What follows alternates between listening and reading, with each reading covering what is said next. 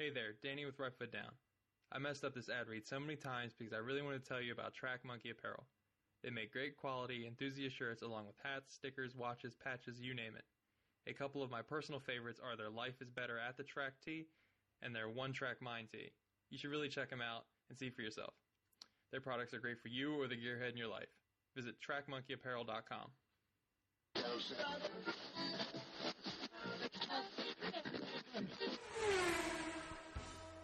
You're listening to the Untitled Car Show in partnership with RightFootDown.com. Visit Right Foot Down for your daily automotive fix. If you enjoyed today's program, please tell a friend. It's the best way to support this show. If you want to visit the archives, go to YouTube and search for Untitled Car Show. That'll bring you to the archived episodes. If you want to follow the show, just search for Untitled Car Show on Twitter, Facebook, or Instagram. You can always send an email to the show at untitledcarshow@rightfootdown.com. We're so glad you decided to spend the next hour or so with us. Without further ado, let's get into today's program. Welcome to the show, everyone. How you doing? I have Alfalfa from Opsilock, a.k.a. Eric, and I have GTB Johnny. He is Johnny from the Blown Pistons. How are you gentlemen doing this evening? Yeah, Tired. a little head cold, but good. Well, thank you both for joining me. So, I'm curious if either one of you have paid attention to anything that went on in motorsports today. Is that a no? I watched most of the Indy 500. I tried to watch Rallycross. Well, are you aware of Alonso's terrible luck this evening? You saw the Indy 500, so I'm sure you're aware. He had engine problems and had to retire. And then his F1 team managed to crash the car at Monaco today. So, great luck for poor Alonso. Yeah. So, my question is, why do you think the universe hates him so much? I mean, they gave him all this potential and all this ability, and then they just keep, saddling him with these terrible Honda teams. So, what do you suppose he did? Maybe he's because like Honda, the VTEC. The VTEC kicks in, yo. Yeah, exactly. It's McLaren Honda on both. Is it? I don't know, Alfalfa, you might know a little bit better than I. Is it McLaren also associated with the Indy team, or no? No, I believe it's just Honda for the Indy team. Yeah. It's so strange. And what's weird is Honda, known for the reliability, and yet they cannot seem to finish a race. So maybe it's the McLaren thrown in there. The British in there is just created this weird balance and thrown everything off. Yeah, it's VTEC is strong in this one. Exactly. Well, I don't think the engines have VTEC. Maybe that's the issue. Maybe that's what's going wrong with them. They need to get big old fart cans on them, and they can't do that, so it's just not working out for them. Yeah. So it's been. Hey, I hear that fart can might make them louder.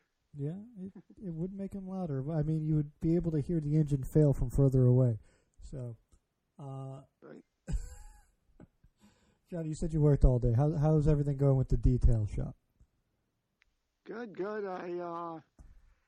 I tackled a 92 Camaro. It's the 25th anniversary black convertible. Nice car, but the clear coat started to fade.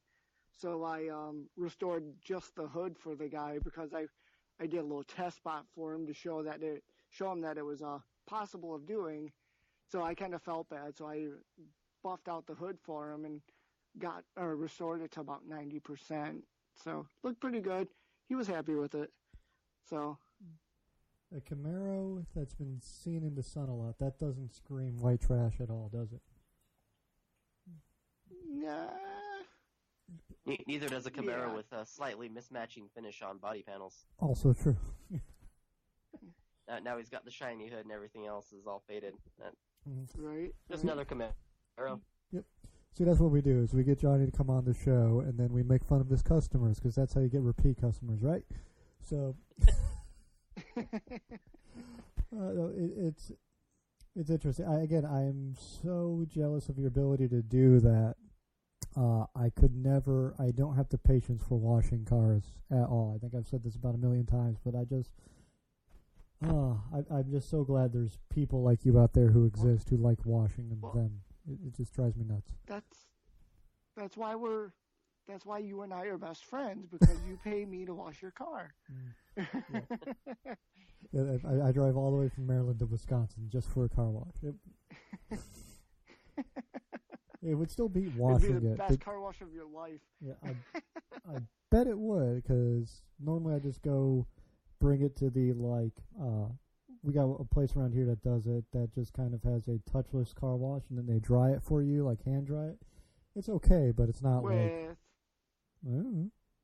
they just dry it with like chamois. Like, I don't know. I did not investigate them further. I was not like, well, what are you drying my vehicle with? It was like, I don't have to do this. Fuck yeah, you guys take care of it. So that's pretty much my mantra, because I know it's not my Saturn. So my Saturn I just took to all the like car washes that were attached to gas stations, which I know is terrible for it. But again, it was just a Saturn, so how bad could it really be for that car? It's plastic. It's okay. Yeah. Have you done a Saturn? I'm curious. I did a Saturn at the auction house I used to work at, but in my shop, no. So. No one's bringing a Saturn in for like a high-end car wash. It's shocking to me. Or detailed. Maybe not even a Sky. Not even. Ooh. No one's proud of their Saturn Sky and brings it in for a wash. Have you actually met a real life Saturn Sky owner? Because what I met one guy at Cars and Coffee. I can't remember if it was a Solstice or a Sky, but he was an older gentleman. He was pretty proud of it, and he'd done some work on it. It was not a bad machine. No, they're actually very nice cars. I actually don't fit in them, which is a little bit of a problem, because I actually do like them. But every Saturn Sky owner I've run into likes to pretend it's an Opel. Like, went out one evening. Well, it is, but it's not. I went out late one evening with a coworker of mine, and it was a whole bunch of us. But I tried to convince this coworker to go get the two guys who rolled up in a Saturn Sky to admit that it was a Saturn, which was the most hilarious thing, because it's like she went up to him and like, "Ooh, that's a nice car. What kind of car is it?" Well, it's it's basically like an Opel, like it's a German brand. Like, oh, Opel, that's neat. But like, who sells it here? Well, it's sold through GM sub branch. Or like, yeah, but like, what's the badge that would normally come on the car? Well, it's a Saturn. Saturn, you fucking pieces of shit! And then proceeded to walk away, which I got a great kick out of. So. Is it any different from a guy buying a G8 and putting Holden badges on it? I don't think so. I think it's the exact same thing. Yeah. Same thing. Mm-hmm. Like, embrace the shame of your American badge, basically, is what it is. Right? Yes, yes, I'm saying, Pontiac, you should be ashamed of yourself. So, have you had any Pontiacs besides? I think I lost you there. I know. See, this is I take our friendship and I build it up and then I break it down. That's what I do. And then I bring in Eric to watch. He's over in the corner just observing what's going on here. Taking notes. Exactly. He's here because the HR department says he has to be here. This is all an intricate scam. Okay. Eric, I forgot, what kind of car do you drive? I have a Volvo 850. Ooh, that's a nice vehicle. That I drive daily. It's fun. I like it. And then I have a 88 Bronco that's kind of a project right now. Some nice classic cars. Why the 850? Yeah. The 850, really, it was cheap and available at the time. I was looking for something, kind of interesting to drive around, and a neighbor had recently bought this car from a relative who hadn't driven it in like at least a year. And they said, hey, it's a perfectly good car. Then they took it in and discovered that it needed a lot of work to pass safety and emissions. Weren't sure what to do with it. It sat, yeah, weren't sure what to do with it. It sat for a year. What is that? Then I offered them. I bought it for like $250 because they took it into like dealership to see like what they would just pay him to take it off their hands. They quoted him like $200, and I said I'll give you $200 for it. And it was mine. Yeah, I liked it. It's the wagon, right? It's a sedan, actually. Oh, see, I was with you until you said sedan.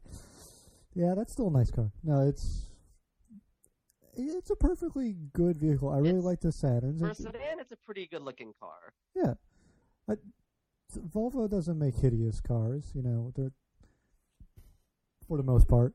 I'm sure Johnny disagrees with us. He's over in the corner barfing. Have you worked on any Volvos, Johnny? No. They choose to drive right by my shop. They don't come in the door. Oh. That's just They're like, we're too dependable, and then they have fuel problems. Mm. Yeah, the old fuel pump relays in the P40s. Yep. Good times. Mm-hmm. Yeah, my brother actually. Tell us about the lemon rally. Exactly. Yeah. Oh, that. It wasn't so much a fuel problem as it was just an electrical issue. So that's how that goes. So. Well, there's that too. Yeah. Yeah. Rotor cap and everything. Listen, the easy answer is just to swap out the engine. That's how that works. And then decide halfway through that you're going to carburate it instead of using all the electrical stuff you got, because that just makes perfect sense. Because that's what I do is I go, what would be easier? Doing this a harder way. So that's how I operate. And then apparently I see your video 6 weeks late and say, hey, Ike, why don't you just do a 90-degree carb adapter? Yeah, I did enjoy that because I was like, that would actually make a ton of sense. And I'm in too deep now. I feel like I have to go this route. Well, did you cut that manifold yet? Because if you haven't cut the manifold yet, it's just sideways, and then maybe like a big enough diameter plate weld an adapter to the bottom 90-degree it or something. You see, again, that makes sense, and I don't like it. That's all too logical, and I have a whole bunch of crappy welding already in this project, and I'm like, you know what? I'm gonna get this crappy welding to work for me. No, here's what I don't get. I don't know if you guys have ever had an issue with this, but like I called around to a bunch of like fab shops, like sent out some emails, sent out some stuff, because I'm like, well, I don't know really how to make this. So let me just call around to a couple places and see if they'll be willing to do this. And every place I call never returns my call, which is like, what the hell is wrong with like what I'm asking? Like, can you weld a custom intake manifold? Please call me back at this number. And no one ever calls me back. It's like, why? Do people not want business? Have either of you ever tried getting a hold of a fab shop or any sort of automotive shop and like can't get a hold of them for whatever reason? You're calling the wrong people. You need to call the rednecks. You gotta go back deeper in the woods. Mm-hmm. Well, like where I'm at, there it's basically redneck village. Like you head out, like you go down my little street here, and then you're heading towards the only way that takes you out. And at the corner, there's a whole bunch of kids wearing cut-off jeans, bouncing on a trampoline in their front lawn. Like that's like the neighborhood I'm in. Perfect. Yeah, exactly. So throw a case of beer out and reel them in, Ike. Yeah, that's a good point. Maybe I need to do like lay out like a beer, like just get some like Natural Bohemians, the local craft beer, and just like lay out like a pack to my house, like ooh, a can of beer, ooh, a can of beer, ooh, and then just so by box. the time they get to your house, yeah. By the time they get to your house, they're trash. They know everything about cars, and they'll weld your shit, and it'll run. Yeah. See, that's what I need to do. I like this idea, and I know I should do this. I'm not sure how kindly the police might take to that when they come across it. But that's not the problem. Like, It's not Craigslist. yeah, that's true. Yeah, I wonder. I wonder if that would actually work, because I know. So at the end of my block, there's actually a shop, but the guy is like the most dodgy person on the planet. Like, you call up the shop, like you dial the number, and he doesn't answer with like, "Hello, this is so and so shop." He answers with, "What do you want?" Like I'm looking to get. This is when I was trying to get like I forget what exactly it was, but this is like a year or so ago. He's like, "Yeah, we don't do that." Click. I'm like, "Oh, okay, weird dodgy guy." So I could get a case of beer and probably lure him to my house. But that might be like kidnapping in a weird way. I don't know. Yeah. So again, this is how my mind wanders, as you both bear witness to this.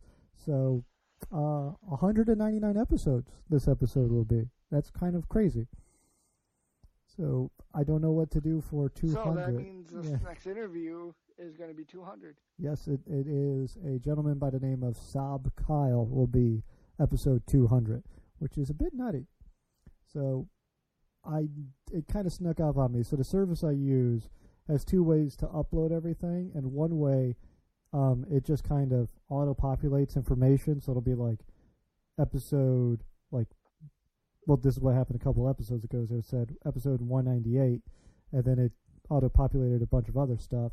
And then the typical way I upload is you just send a file and a description to it, and it just uploads automatically, which is fine, except that I lose track of what episode goes out when. So this is 199. Episode 200's out Wednesday, and that's nuts. And I don't know what to do for it. I think I'm going to have like an episode like 205 spectacular, because that just seems to make sense, right? Like, that's pretty much in vein with this show of like messing up and then doing the right thing later, right? Sounds good to me. I love this place. Yeah, I come up with stupid ideas, and then the people they don't discourage, but then they don't encourage either. Thank you both for that. Oh, it's fun times. Hey, we try to help. We try to help. Listen, I appreciate it. So I know you've heard some episodes. Eric, do you actually listen to the show, or do you just call in? What was that? Sorry. Do you actually listen to the show, or do you just call in when I post up my stuff? I've listened to a few.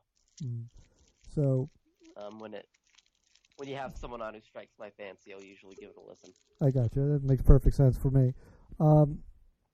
Because I do the same thing with a couple of other people. So it's a matter of, I don't know, it's weird to think that I've done 200 of these, and I've talked to, in that time, a lot of, like, people high up in the industry and all that, and I don't know, it's just a bit nutty, and I'm being a little self-reflective at the moment, and I don't mean to be, so let's get back onto topic. So why haven't you drifted the Volvo yet, is basically what I need to know, Eric.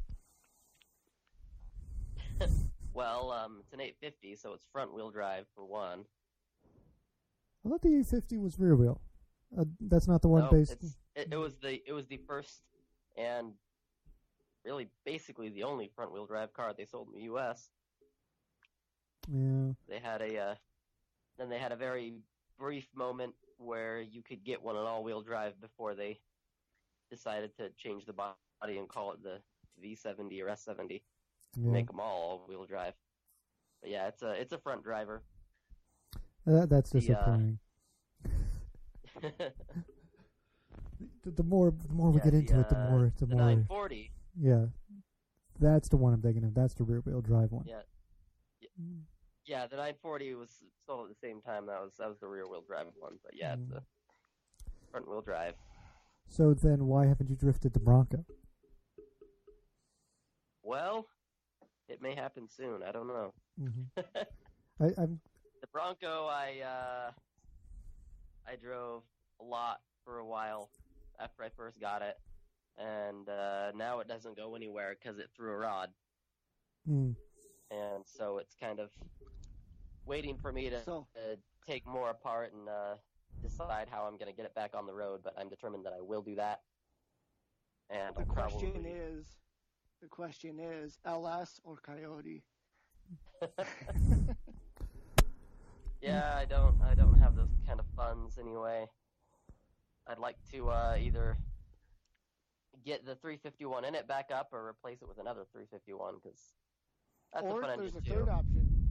There's a third option. You wait like 2 or 3 more years, the Hellcats are going to become stupid cheap, and then you could just Hellcat swap it. You It's think they're gonna be stupid cheap though? I don't know. well, You I'm know, sure they'll get it's cheaper, but I don't know if they'll be stupid cheap.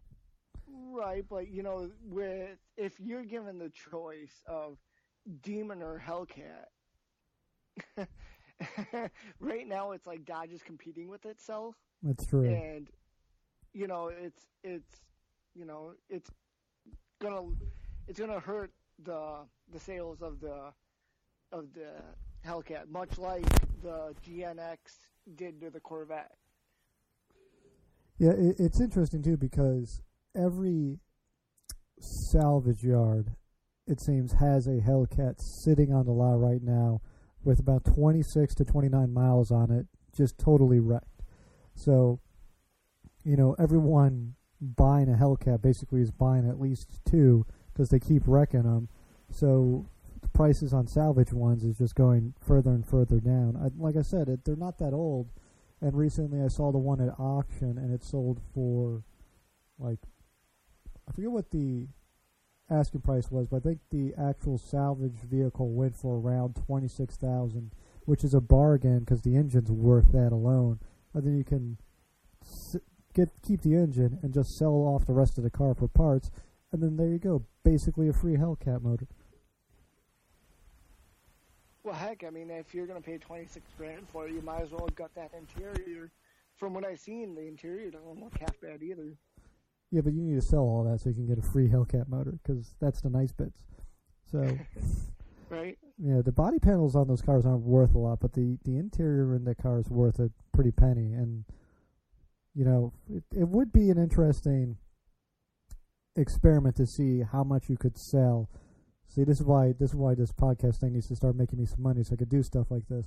It would be an interesting experiment to see how much you could sell the rest of a Challenger Hellcat for, and get the motor ideally for around free. Because you can do it with, there's those great pieces on Opposite Lock from a while back of like how to get an LS for free and all that, where you like buy an old van, you sell off all the parts off the van, and then you just build the motor, not out too much, but just a little bit, and you basically get a free LS motor, or LT motor, I guess, technically. So, an interesting thought experiment. It would be interesting to see someone do that with a Hellcat. So, that's why. Yeah, I don't know. I don't know how much people would be willing to pay for plastic Mopar body parts. Yeah, I don't think the body parts would be worth but, much. Who knows? Yeah, I think the bulk of that money is those interior parts, because Interior? yeah, I don't know. well, because people, believe me, the way those cars get driven, people will be shitting their pants or pissing themselves, and those interior parts are going to be needed. Like, I need a new passenger seat. My wife keeps, just shitting on it because of the way I drive, and then that car ends up in a if ditch. it's one that's been wrecked, the seat's probably already been shat on, so I don't know. That's a good point. Yeah, I don't know. Interesting thought experiment, because, yeah, there's not much really on that car. The body panels are common throughout all the vehicles. Really, the interiors and the motors, what's upgraded in the Hellcat or in the Demon, and really in the Hellcat, is basically just the interior and the motor. And then everything else any is... wheels that aren't trashed might be some. Oh, that's a good money. one, too. Yeah. See, I'm talking myself through this. I'm guaranteed there's at least one that's completely trashed and you couldn't use, but Yeah. so I highly doubt you get a whole set from a wrecked one. But people pay money I for don't know. wheels. I don't know why people pay money for wheels, but they do. Especially Hellcat rims Mopar on a owners. Volvo. Yeah. I don't think... Hellcat rims on a Volvo, like? Yeah, the bolt pattern's different. It would never work. Yeah, no, it's it would be fun to do. You know what I really like though is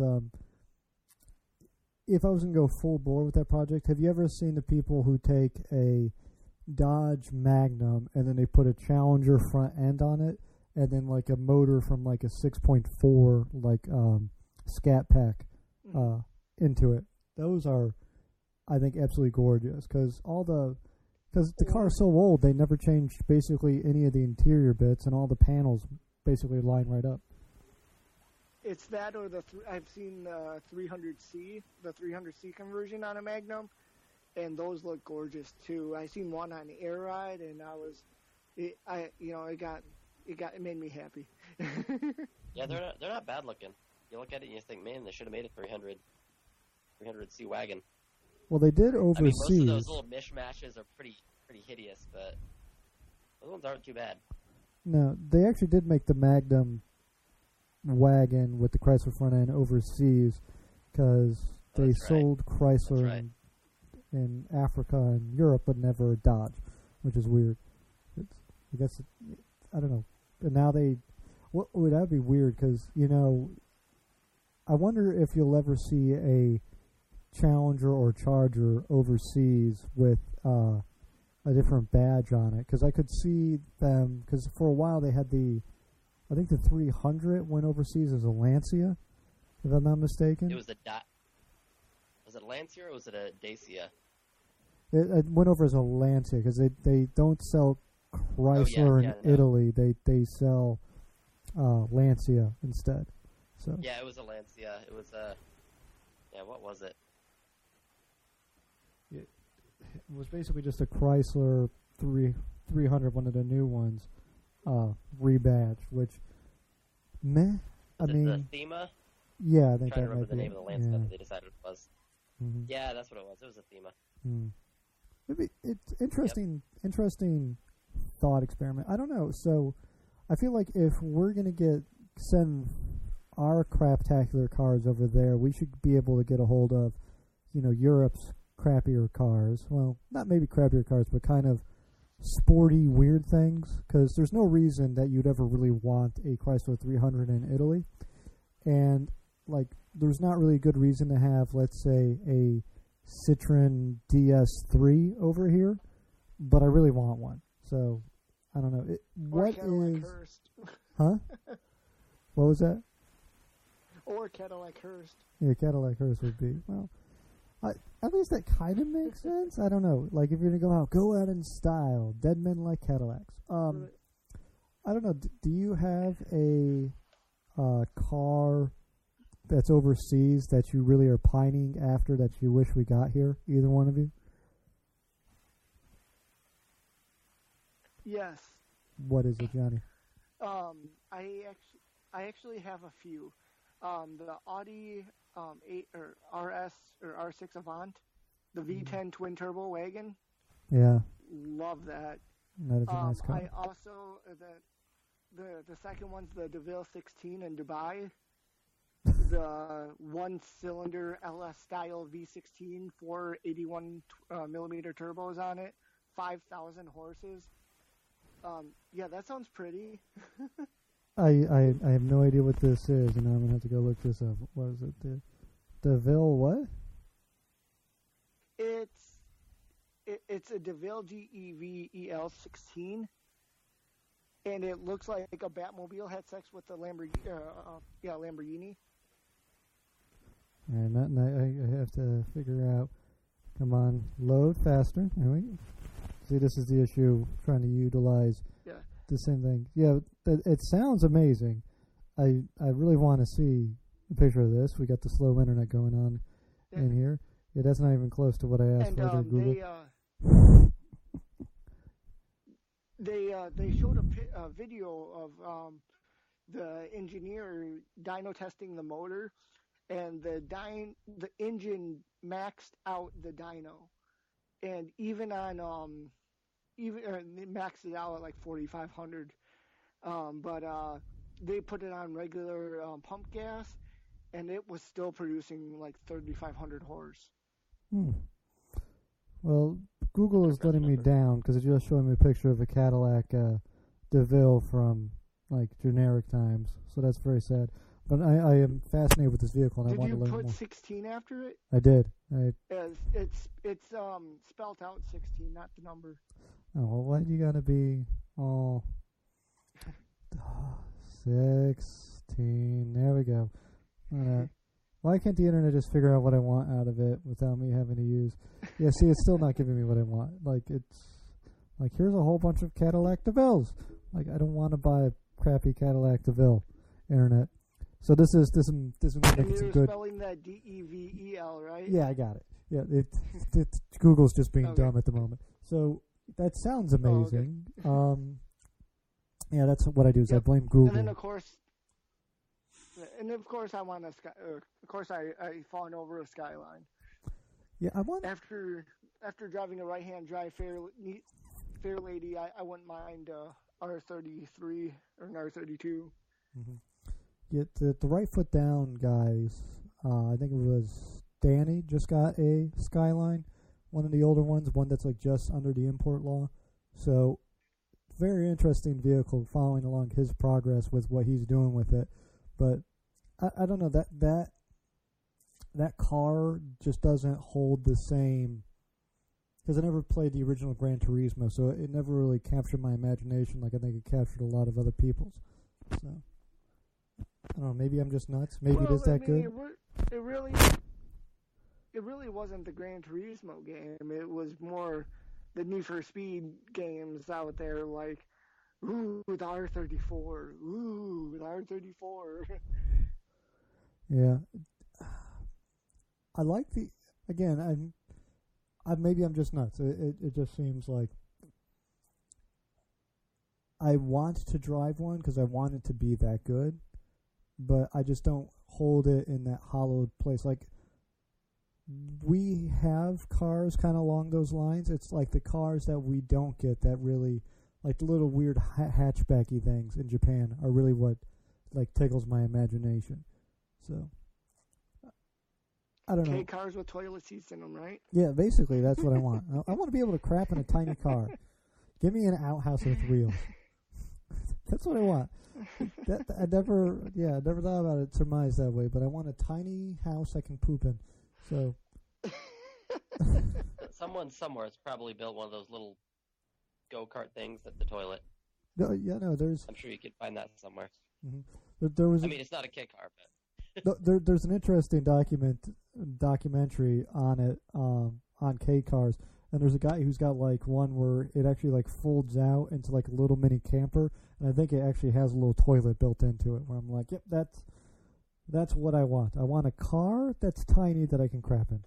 Like, it's like the little Scion looking thing, and he just like it blows up at night. So I don't know. I'm nuts because I'm 6'2" and I have no reason to want to be in a tiny car, but I've had a fascination with them as of late, and I don't know why. Especially because I went from driving a Challenger, which is like the biggest, bulkiest piece of like metal, like made by Americans. That's not an SUV, to a little itty bitty Fiesta. So I'm nuts. I don't know, Eric. Any forbidden fruits that you really are pining after? There are always a few. Depends on the day. Generally, I do love a TVR, Cigaris, or a Tuscan. The TVR doesn't get the love it should over here. Neat little death machines right there. Yeah. No, those are reasonable cars. If you want a death machine, go get a Morgan 3-wheeler. Yeah. You can get one of those here, though. It's hard, but you can. I mean, doesn't Alex Roy daily drive one of those? Yeah. Yeah. He's yeah, nuts. it does. Yeah. I'd daily drive one if I had the money. Yeah. I'd drive that thing all day. Well, daily I would do drive nothing else. is a bit of an oversimplification of what Alex does with that vehicle. He drives it until it breaks down, then they bring a flatbed and take it away from him and then give him another 3-wheeler to drive around it. So basically it's like daily rental of Morgan 3-wheeler. Right. The other one, as far as like, mostly just because I like the way it looks, it's just kind of this little funky thing, is the Smart Roadster. Mm-hmm.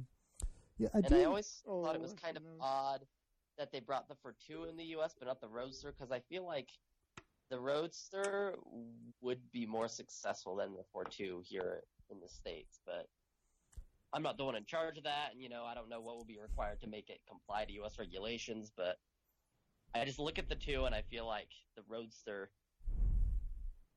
would just be the one that most people would choose. It's the one I would choose. Yeah, it's. I don't know why they didn't bring it out. Maybe they thought it would cannibalize sales, or maybe someone at Mercedes really didn't want to bring over the Roadster, because they didn't sell it for very long in Europe either, which is crazy to me. Like, yeah, what was it? 2 years production over there. A neat looking, fairly reasonably priced car. Like, and even Jeremy Clarkson didn't hate it.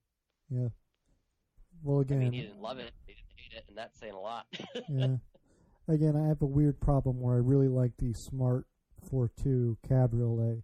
So, not the first generation, but the latest generation one with the manual. It's like it's. I've said it before and I said it again. It's basically a mini 911.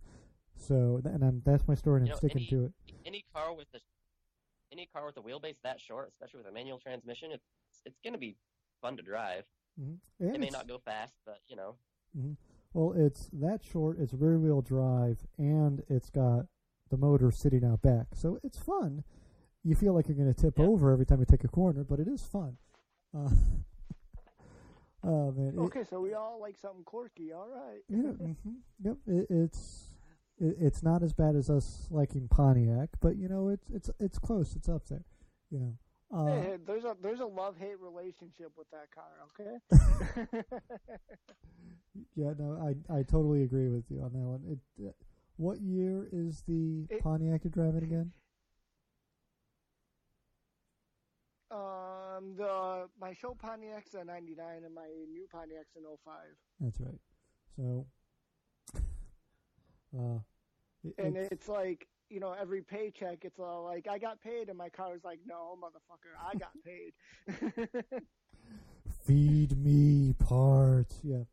So, we're going to go to lightning round here because I'm going to have to, unfortunately, cut this short for the evening because I got another interview coming up after this. So, lightning round. Do you gentlemen, either one of you, have anything you want to talk about before we go? A little bit. Have either of you heard about Nitto, or it used to be called Nitto 1320 Challenge or Nitto Legends? Any of you guys? It's a simple drag racing game online. No. I think I may have seen the name somewhere. It seems vaguely familiar, but I've never actually looked at it or played it. Mm-hmm. Okay, well, it's the most addictive. I call it simplistic graphics because you don't need a super fast computer to run it. But it's highly addictive drag racing game. Basically, you pick a car, or you can buy other cars. You set it up with parts. You tune the ratios, and you either race bracket or head-to-head. Anyway, it's a game I invested 11 years of my life into. And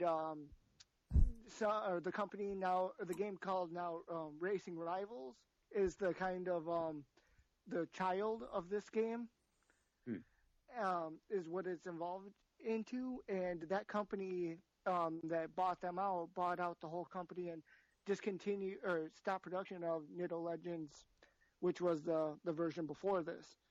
And Dave, who is the guy that is resurrecting 1320.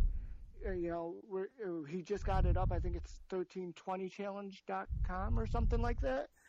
I'll have to get back with you about that. But yeah, I just want to give him a shout out and tell people if anybody's familiar with the game or about 2 months we should see the game come back to life. Well, that's exciting to hear. It went on for 11 years. That's nuts to me. Yep, and like I said, it's one of those games that you can make teams with your friends and go and race people. So it sounds interesting. When it resurrects, I might have to go check it out. So keep us up to date on that. Eric, anything you wanted to talk about before we call it an evening here? Nope, I'm good. Eric, always easy on the program. It's always a pleasure to have you. Johnny, for everyone who's listening who lives in the Wisconsin area who needs their car detailed, where should they take it? They should go to attention4detail.com. They can find the address to the shop there. They can find some pictures of our work there. They can email us from that website as well. If not, we're on Facebook at Attention for LC. I'm on Twitter, GTP Johnny. Blown Pistons is on the Spreaker network or Spreaker, so either you can go to Spreaker.com and find Blown Pistons, or you can go to BadHabitsNetwork.net to find out about the Bad Habits Network and our shows that are on there. Excellent. And Eric, is there anything you want to plug?